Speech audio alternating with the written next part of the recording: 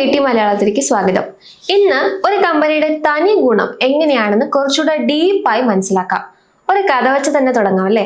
നമ്മുടെ മാടമ്പള്ളിയിലെ നാഗവല്ലി ഡമ്മി കാരണവരെയാണ് തനിക്ക് കൊല്ലാൻ തന്നതെന്ന് എങ്ങനെയോ മനസ്സിലാക്കി. അതുകൊണ്ട് പുള്ളിക്കാരി അവിടം വിട്ടു പോയില്ലായിരുന്നു. താൻ പറ്റിക്കപ്പെട്ടു എന്ന് മനസ്സിലാക്കിയതോടെ പറ്റിച്ച സണ്ണിയെ കൂടി കൊല്ലാൻ നാഗവല്ലി പ്ലാൻ ചെയ്തു. അങ്ങനെ ഇരിക്കെ ശ്രീദേവിയെ കല്യാണം കഴിച്ച സണ്ണി മാടമ്പള്ളിയിൽ വിരുന്നു പാർക്കാൻ വന്നു. കൊല്ലാൻ വന്ന നാഗവല്ലിയോട് സണ്ണി സൂത്രത്തിൽ വീണ്ടും ഒരു കണ്ടീഷൻ പറഞ്ഞു.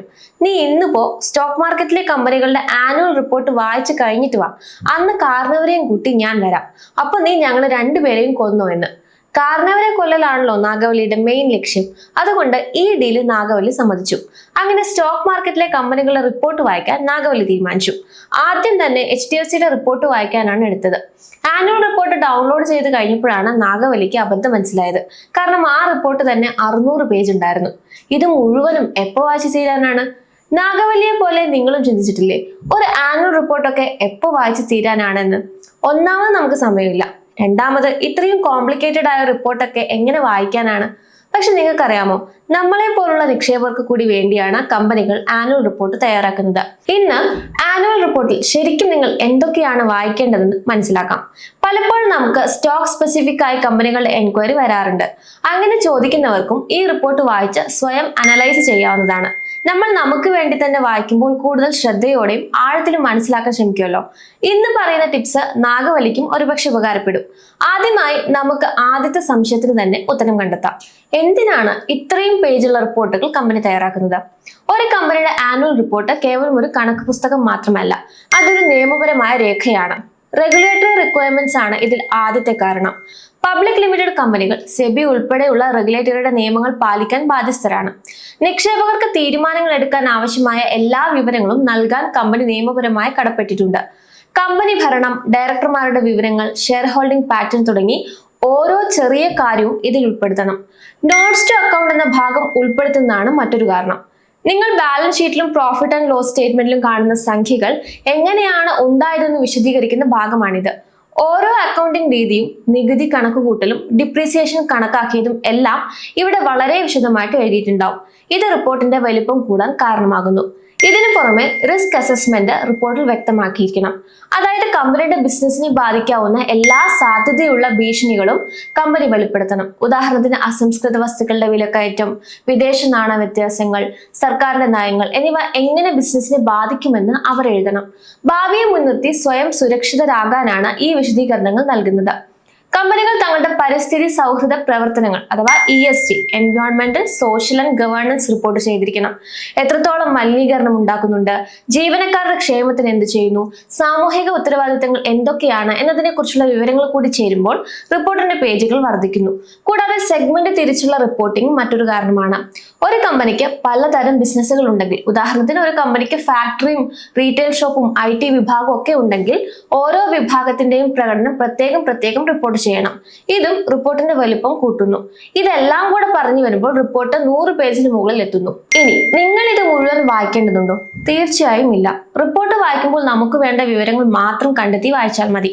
നിങ്ങൾക്ക് ഒരു കമ്പനിയുടെ ആനുവൽ റിപ്പോർട്ട് പെട്ടെന്ന് മനസ്സിലാക്കണമെങ്കിൽ ആദ്യം ഹൈലൈറ്റ്സ് അല്ലെങ്കിൽ ഫൈനാൻഷ്യൽ സമ്മറി എന്ന പേജുകൾ നോക്കുക. അതിനുശേഷം ഇനി പറയുന്ന കാര്യങ്ങൾ മാത്രം വായിച്ചാൽ മതിയാകും.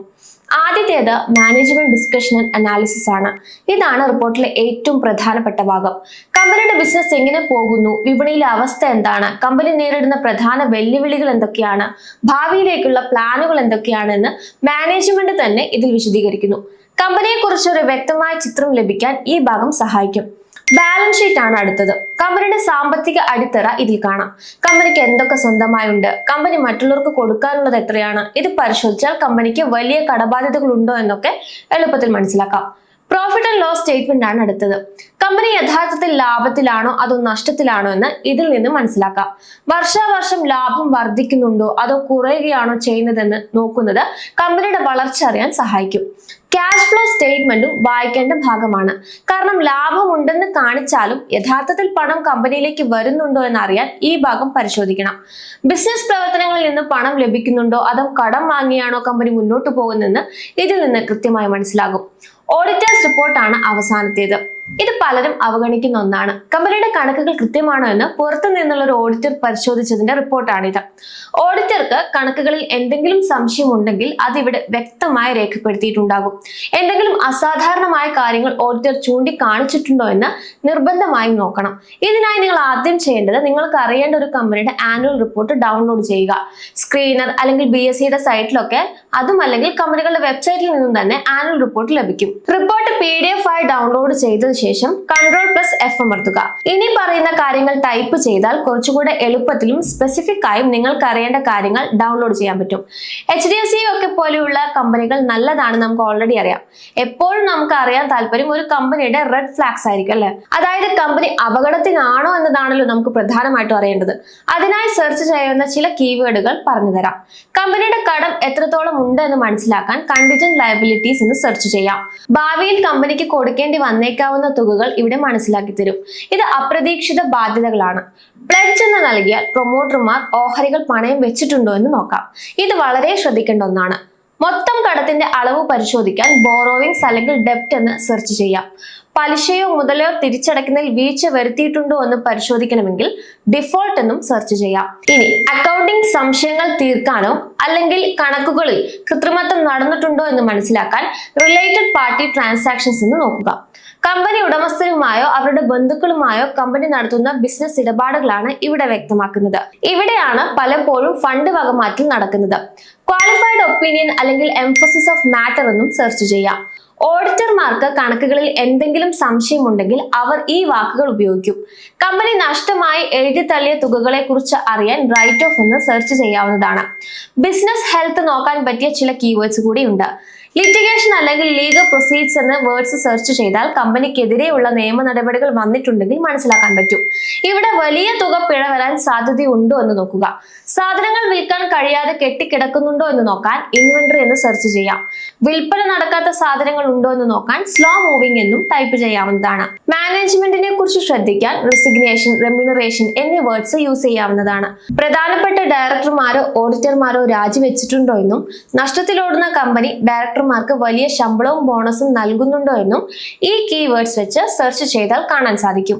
നിക്ഷേപം എന്നത് വെറും സ്റ്റോക്ക് പ്രൈസ് ചാർട്ടുകൾ നോക്കലല്ല, മറിച്ച് ഒരു ബിസിനസിനെ ആഴത്തിൽ മനസ്സിലാക്കലാണ് എന്ന് വിശ്വസിക്കുന്ന വ്യക്തിയാണ് വാറൻ ബഫറ്റ്. തന്റെ ദിവസത്തിൽ വലിയൊരു ഭാഗവും വായനയ്ക്കായി മാറ്റിവെക്കുന്ന അദ്ദേഹം ഒരു കമ്പനിയുടെ മുൻകാല പ്രകടനങ്ങളും ഭാവി സാധ്യതകളും മനസ്സിലാക്കാൻ ആനുവൽ റിപ്പോർട്ടുകളെയാണ് ഏറ്റവും വിശ്വസനീയമായ സ്രോതസ്സായി കാണുന്നത്. അദ്ദേഹം റിപ്പോർട്ടുകൾ ഒരു നോവൽ പോലെ തുടക്കം മുതൽ അവസാനം വരെ വായിക്കാറില്ല, മറിച്ച് വളരെ കൃത്യവും അപഗ്രഥനാത്മകവുമായ ഒരു രീതിയാണ് അദ്ദേഹം പിന്തുടരുന്നത്. സാധാരണയായി അദ്ദേഹം ബാലൻസ് ഷീറ്റും പ്രോഫിറ്റ് ആൻഡ് ലോസ് സ്റ്റേറ്റ്മെന്റും നേരിട്ട് പരിശോധിക്കും. ഇതിലൂടെ കമ്പനിയുടെ ലാഭക്ഷമതയും സാമ്പത്തിക ഭദ്രതയും അദ്ദേഹം വേഗത്തിൽ വിലയിരുത്തും. കമ്പനി പണം ഉണ്ടാക്കുന്നത് എങ്ങനെയാണെന്ന് പെട്ടെന്ന് മനസ്സിലാക്കാൻ സാധിക്കുന്നില്ലെങ്കിൽ അദ്ദേഹം അതിൽ നിക്ഷേപിക്കാൻ താല്പര്യപ്പെടാറില്ല. കാരണം തനിക്ക് പൂർണ്ണമായി മനസ്സിലാകാത്ത ബിസിനസ്സുകളിൽ അദ്ദേഹം ഇടപെടാറില്ല. മാനേജ്മെന്റിനോട് എപ്പോഴും ഒരു ചെറിയ സംശയം പുലർത്തുന്നതാണ് ബഫറ്റിന്റെ മറ്റൊരു ശീലം.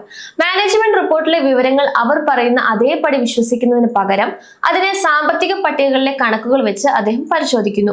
കമ്പനികൾ അവരുടെ മോശം പ്രകടനങ്ങളെ മറച്ചു പിടിക്കാനോ ലാഭം പെരുപ്പിച്ച് കാണിക്കാനോ ഉപയോഗിച്ചേക്കാവുന്ന അക്കൗണ്ടിംഗ് തന്ത്രങ്ങളെ തിരിച്ചറിയാൻ അദ്ദേഹം പ്രത്യേകം ശ്രദ്ധിക്കുന്നുണ്ട്. ഇത്തരം തന്ത്രങ്ങളെ അദ്ദേഹം പെയിന്റ് അടിച്ച് മിനുക്കിയ വീട് എന്നാണ് വിശേഷിപ്പിക്കുന്നത്. പുറമേ ഭംഗിയുണ്ടെങ്കിലും അകത്ത് ബലഹീനമായിരിക്കും. ആകർഷകമായ പരസ്യ ഭാഷകളെക്കാൾ ഉപരിയായി സ്ഥിരതയുള്ള ദീർഘകാല പ്രവണതകളിൽ ശ്രദ്ധ കേന്ദ്രീകരിച്ച് കമ്പനിക്ക് വിപണിയിലുള്ള മേൽക്കോയ്മ തിരിച്ചറിയാനാണ് അദ്ദേഹം ഈ റിപ്പോർട്ടുകൾ ഉപയോഗിക്കുന്നത്. ചുരുക്കത്തിൽ അപ്രസക്തമായ കാര്യങ്ങളെ ഒഴിവാക്കി ബിസിനസിന്റെ യഥാർത്ഥ സാമ്പത്തിക സ്ഥിതി കണ്ടെത്താനാണ് നമ്മൾ ആനുവൽ റിപ്പോർട്ട് വായിക്കേണ്ടത്. ആനുവൽ റിപ്പോർട്ട് വായിക്കാനുള്ള ഈ ടിപ്സ് നാഗവല്ലിക്ക് ഉപകാരപ്പെടുന്നു നമുക്ക് പ്രതീക്ഷിക്കാം. നിങ്ങൾക്ക് ഉപകാരപ്പെട്ടു എന്ന് കമന്റ് ചെയ്യൂ.